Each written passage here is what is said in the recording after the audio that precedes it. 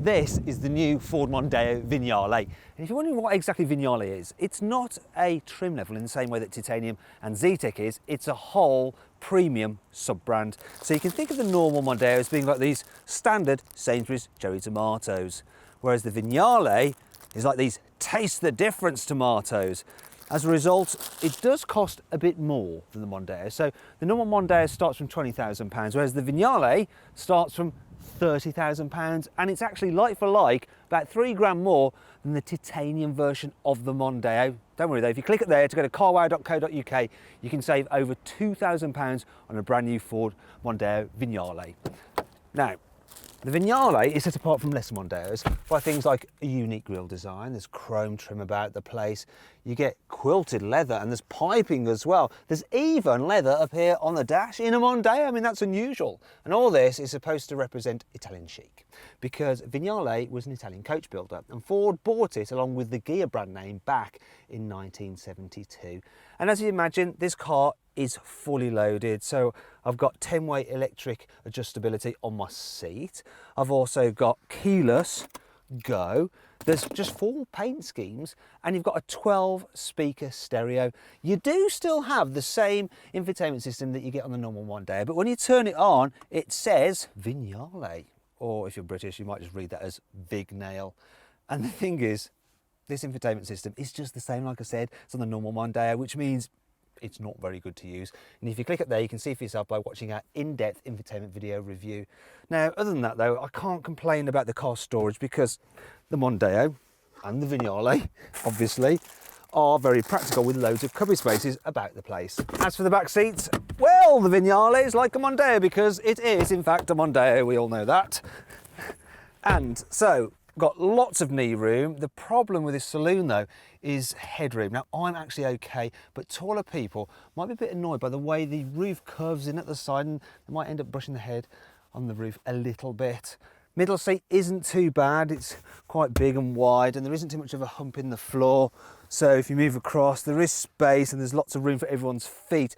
But the car isn't quite as wide as you might think it is, so it does feel a bit cramped on the old shoulder space if you need to carry 3 people in the back. One useful feature though is that you can fold these seats down if you need to carry long items. I know, like you've been shopping at IKEA or something like that. Speaking of which, let's move on to the boot. The boot is big enough for most people's needs, but as it's a saloon, it's not quite as practical as the hatchback tailgate you get on the normal Mondeo, but you can still fit quite a lot of stuff in it, and the opening is pretty wide for a saloon.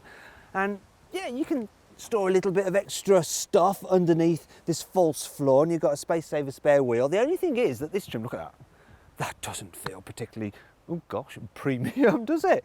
There are a few tethering points, but on the whole, the boot's, it's a little bit kind of simple. There's no 12-volt socket. It's a bit of an awkward shape, which does affect the ability to actually ram it full of stuff. And if you want to see just how much stuff you can get in the boot, click it there to watch our individual practicality video review. You'll also be able to see what it's like with 3 people in the back and how easy it is to fit a child seat. So far then, the Ford Mondeo Vignale isn't all that convincing as a premium car. But do things improve when you hit the road? So then, engine choices with the Vignale. There's a very fast but very thirsty turbo petrol. There's a hybrid, which, well, it's not actually all that economical. And then there's 2 diesels, which is what most people will buy. And this is the 180 horsepower diesel that can do 0 to 60 in 9 seconds. And I reckon it's quick enough, it's what you need. And economy is 53 miles per gallon. Though when I look down at the trick computer, I'm getting 44. It's all right. This auto gearbox, you know, it's nice and smooth. It responds when you want it to. And on the whole, this is a quiet car to travel in. And in that respect, it does feel like a premium product. As for the rest of the driving experience, well, it feels just like a Mondeo, unsurprisingly. It steers and handles well enough, though it doesn't have the poise of rear drive rivals, such as, let's say, a Jaguar XF, a proper premium car. But it's comfy, you know, it's definitely very comfy. Just don't go for the pointless sports suspension, because then that ruins everything. I mean, really, my only major issue is the same that you have with the normal Mondeo, and that's visibility.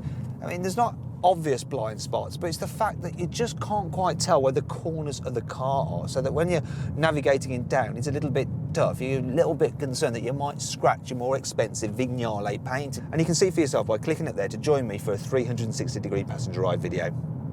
So then, the Vignale isn't exactly perfect. And there are some other annoying things about it. Here's 5. The ski axe is probably only wide enough for skis from the 1920s. For a premium car, some of the bits and pieces don't look like they've actually been fitted properly. This may be a posh Mondeo, but unlike with premium rivals, you can't get this car with 6-cylinder engines, only 4. You're always reminded that this is just a tarted up Mondeo, so expensive, cheap. This may well be a posh Ford Mondeo, but you don't actually get an automated tailgate, although it does pop open, albeit just halfway. However, it's not all bad. There are still plenty of things to like about this car. Here's 5 cool features. The active noise control uses hidden microphones in the car's stereo speakers to cancel out unwanted noise, just like noise cancelling headphones. You can change the colour of the ambient lighting. Ooh, luxury. Vignale owners get access to a 24-hour helpline, special lounges at Ford dealerships, and free car washing. How's that for customer service? The optional massage seats have 11 air bladders in them to massage your back thoroughly. The Vignale is available with rear seat belts that actually have an airbag in them. This one doesn't have it.